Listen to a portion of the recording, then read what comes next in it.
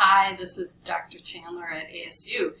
The project that I'm going to use as our example in this scenario is the same one that I described in the Introduction to Project Risk Management video.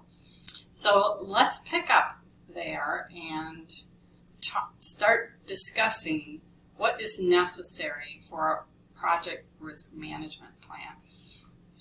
So to set the scene, let me just quickly go over the factors that we discussed in the previous course that kind of were the environmental factors that impacted or were in existence regarding that project. So this project was with a very old professional association located in Washington, D.C.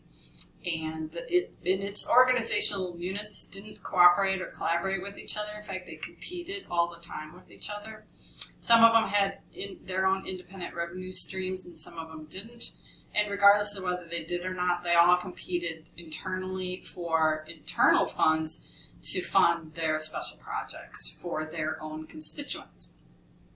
So within that environment, a new Chief Information Officer, CIO, was hired, and that person was considered an outsider by the senior executives that were already with the organization.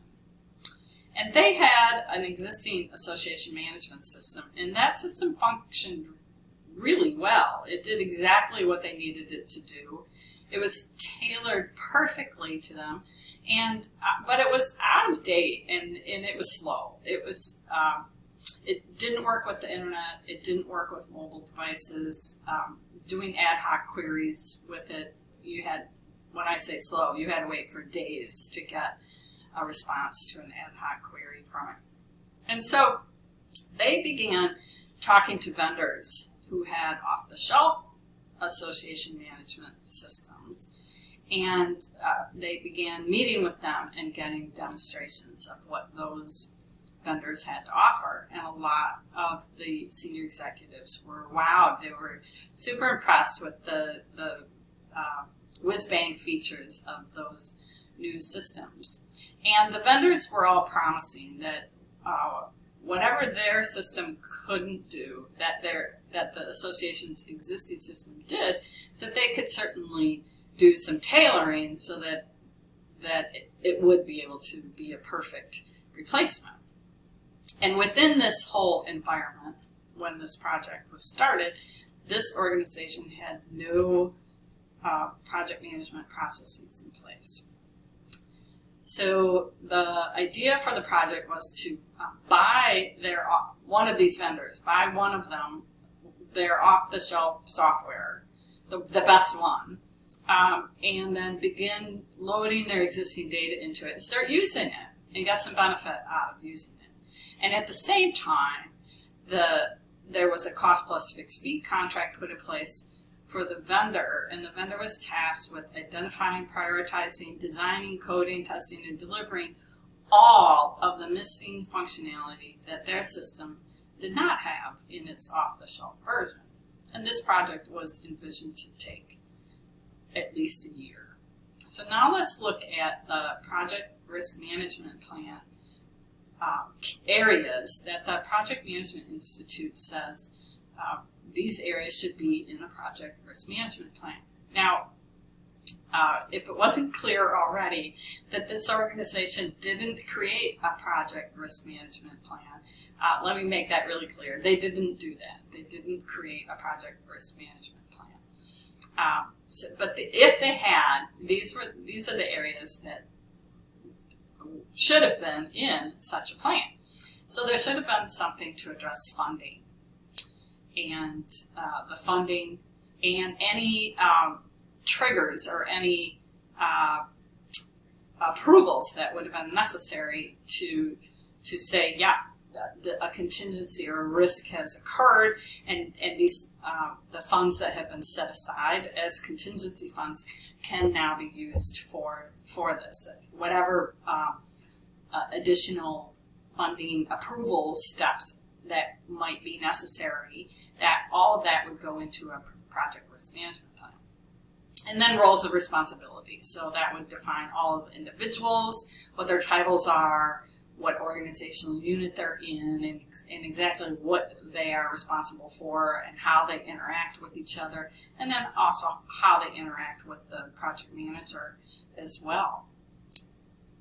And the last three areas that the Project Management Institute says should be in a project risk management plan are, so the timing needs to be addressed, like at what time intervals are what sorts of project risk management activities are going to be done, and how is that integrated with the overall project plan.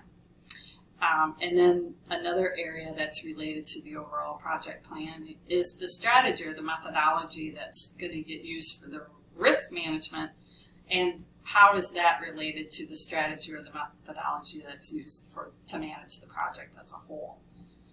And then lastly, there's risk categories, and this is helpful to identify right up front, and because there are common risks for projects, depending on what type of project it is. But like I said, this project that we're talking about as an example didn't do any of these activities. But let's look at what it might have looked like if they had produced a project risk management plan. So in the area of funding, and keep in mind that these areas of a project risk management plan that the Project Management Institute recommends, these are not the only sections that can exist within a project risk management plan. A project risk management plan could have several other sections, depending on what sorts of project management processes are in place for the particular organization. So let's look at what the possible project risk management plan could have looked like for this project. So for funding, what they could have done is they could have set aside at least 10% of the total amount allocated for the project to fund the risk management activities. And they could have explained that they acknowledged that the risk could have been higher because they didn't have project management processes in place for the organization. And so they maybe could have even increased that amount and made it higher than sort of that standard 10% amount that is typically used for project risk management planning. And their roles and responsibilities and timing, they could have selected one of their senior project managers, and they could have selected that person based on that person's track record in the organization. Maybe there was already a project manager in the organization that was had a reputation for bringing up issues and forecasting possible problems in project management meetings. Maybe this person said, hey, what about this? We should think about this, or we need to be concerned about that. And maybe they already had someone that had kind of a tendency to be focused on project risks. And they could have assigned someone and had that be that a person's full-time job for the duration of the project. And also they could have sent this person to trainings to increase that person's capacity to do the project risk management activities.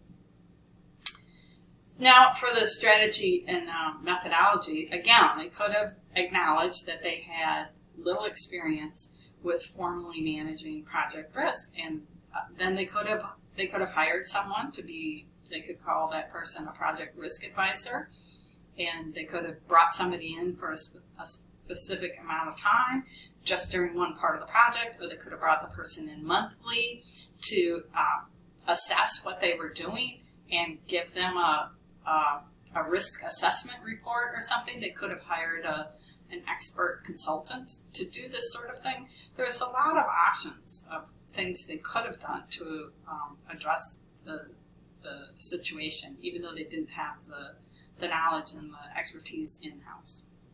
And then in the risk categories, they could have done some research on projects that were similar to the one that they were contemplating. There certainly had, by that point in time, there had been a lot of projects, similar projects, where organizations were replacing an in-house developed old system that they had with a new system. And so they could have talked to or similar organizations similar to theirs who had done something similar in the past few years, and had some meetings with them to find out what were the risks that they thought about ahead of time, and then what were the risks that actually impacted the project. And that would have helped this organization out too. But like I said,